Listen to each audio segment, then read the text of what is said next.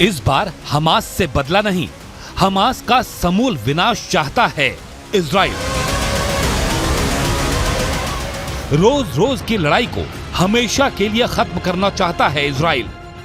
Hamas को मिटाकर फिलिस्तीन और उसके हमास के हमदर्दों को कड़ा संदेश देना चाहता है इजराइल। इसीलिए इजराइल ने युद्ध को 3 चरणों में खत्म करने की रणनीति बनाई है, जिसके तहत युद्ध के पहले चरण में हमास पर ताबड़तोड़ हवाई हमले करना है।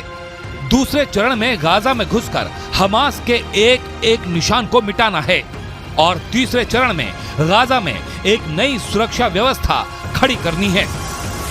अब आइए आपको बताते हैं कि इजराइल ने युद्ध को 3 चरणों में क्यों बांटा है और वो गाजा में फूंक फूंक कर कदम क्यों रख रहा है।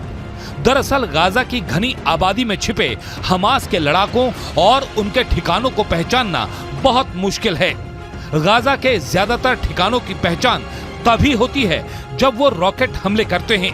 इससे इजराइल का एयर डिफेंस सिस्टम और सैटेलाइट उस पाथ को ट्रेस कर लेते हैं जिससे होकर रॉकेट इजराइल की ओर आता है। इसके बाद इजराइल ठीक उसी लोकेशन पर ड्रोन से मिसाइल दागकर उस जगह को नेस्तनाबूद कर देता है।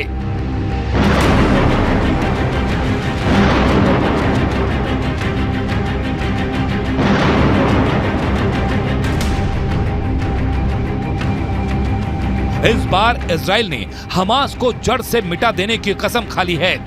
मतलब हमास के खिलाफ इजराइल ने आर या पार की जंग छेड़ दी है। अब हमास के लिए पीछे हटने का कोई मौका नहीं है, क्योंकि अगर हमास पीछे हटता है तो इजराइल उसे खदेड़ कर मारेगा। ऐसे में हमास ने भी लंबी लड़ाई के लिए हुंकार भरी है।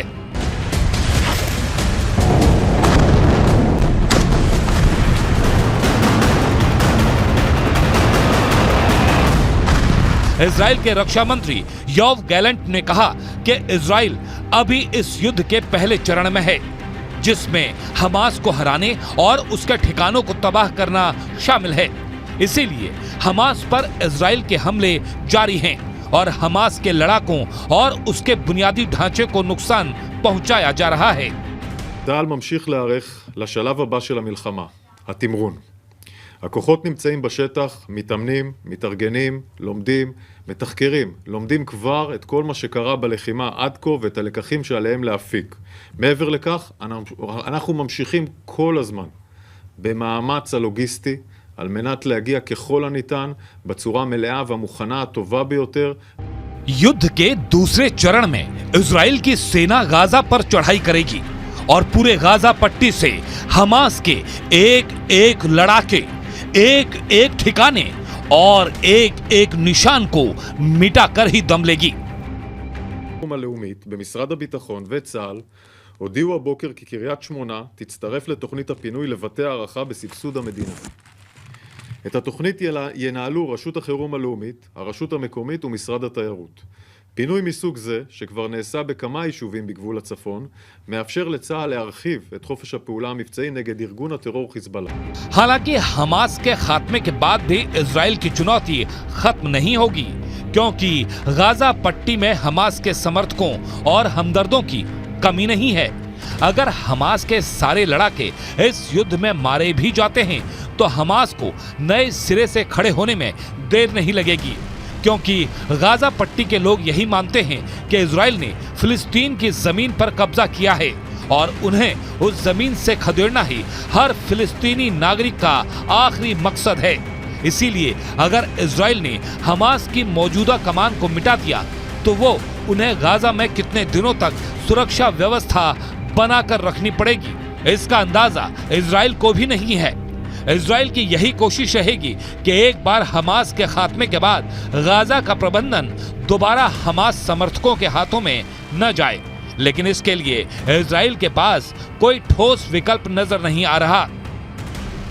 इस बीच इजराइल के साथ डटकर खड़ा अमेरिका चाहता है कि गाजा में घुसने के साथ ही गाजा से बाहर निकलने की डेडलाइन और रणनीति भी इजराइल तैयार कर ले, लेकिन इजराइल का कहना है कि अभी उसका फोकस हमास के खात्मे पर है। लेकिन इजराइल अमेरिका की बात अनसुनी कर उसे नाराज भी नहीं कर सकता।